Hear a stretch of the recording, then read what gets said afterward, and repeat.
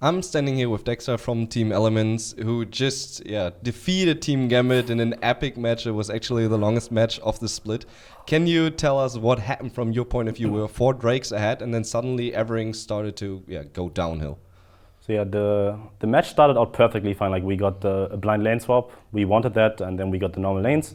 We got a first blood in mid lane, which was really good to give Frog more time to scale up. Nif got super far ahead from that too in terms of experience.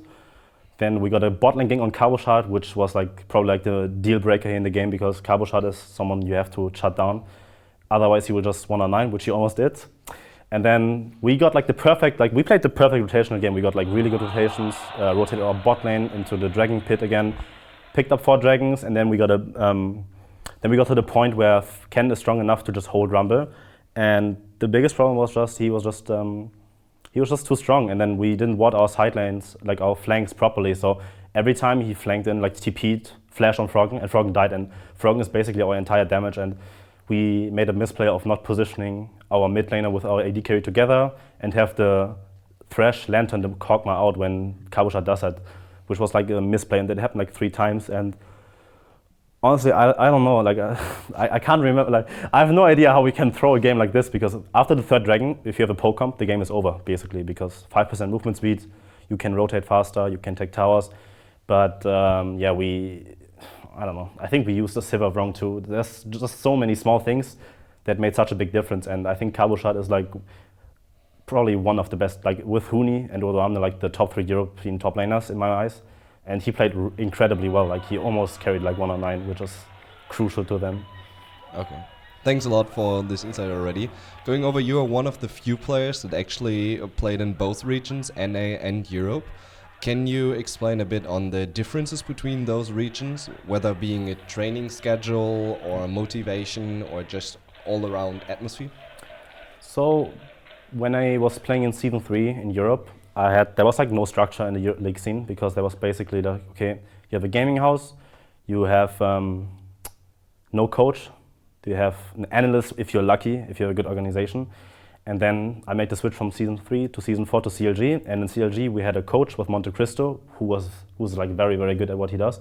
And we actually got an analyst too, so we had a complete, I joined a team with a really good structure, and during Season 4 I think NA was a lot better than Europe at the time, which showed in the strategic play, the macro play, then the mechanics. NA caught up a bit, and I think NA had a really big gap in Season 4 to Season 3. NA had a big gap to Europe in Season 4. That's why. Now Season 5, it's kind of equaling out. I think both regions have really good structure. Probably the most teams, the more enhanced organization like Fnatic. Then we have, I think Elements is right now starting to get a really good structure, and but I think it's kind of equaling out. And in terms of skill level right now, I can't really say much about NA, but NA looks a bit weaker than it was before, and Europe is a complete mess besides Fnatic.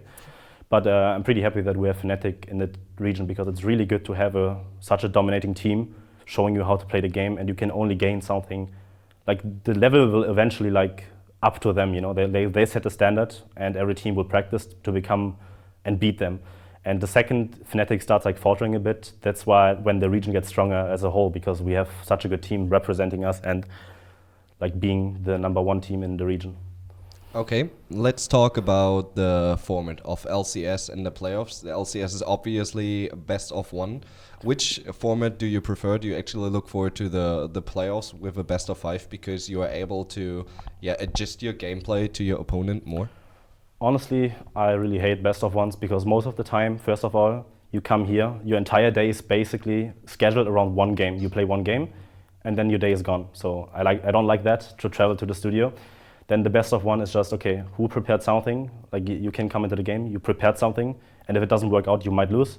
If it works out, you win. But here's the thing, if the teams are good at adapting, they will just ban the champions, the key champions in the first game. And if you play 2 games or 3 games, then you might actually beat them. I mean, there were so many games in the history already where there was a 3-game set. First game, the team got completely stomped and then came back to 1. So I think it has only benefits to actually do that, because I really like the tournament system, and the playoff system is good that every single game is best of 5. So I think it's a lot better to actually play a best of 2 at least in the next upcoming split. I think 3 games might be too much, but the best of 2 at least is really good and gives you like more transparency of how good the teams actually are. Okay, and one last question regarding the last patch. Yeah. We had huge jungle changes, especially to the Devourer item. Do you think it's at some point viable in professional play, because you spend a lot of resources in the jungle, and as a jungler right now you're more in a supportive role? I think it's just how the game works right now, because with like I have to go like a bit more inside. So the way it works right now, if you get a lead, you can't really siege a tower anymore, and you have to play for the objectives. But the way it works with dragons and barons right now is it slows down the game. Like the faster you get in the early game and the lane swap, the more towers are down, and then you have to slow down the game. So what are you gonna do then if no objective is up and you can't siege a tower? You choke the team out, like you farm the enemy jungle and ward up everything. And then if you get to manage that with a scaling jungler, then you're already the better team, and it doesn't really matter if you have that Devourer jungle in your team. But if you're on the losing team, you will never be able to stack your Devourer thing in the entire game. So I think it's just pointless to buy that item in the first place, because if you're already ahead, you don't need it. And if you're behind, you will never stack it up. So I think having early game jungle is probably better. And on this specific patch, I think Elise is probably like top 2 champions right now with Rek'Sai. And Nidalee is falling a bit off right now because of the rune glaive change. But I think, yeah, Rek'Sai, Nidalee, and Elise are like the top 3 and big 3 in my eyes right now. Okay, cool. Thanks a lot for your time. Best of luck in the playoffs, and hopefully we see you at the Worlds. All right, thanks.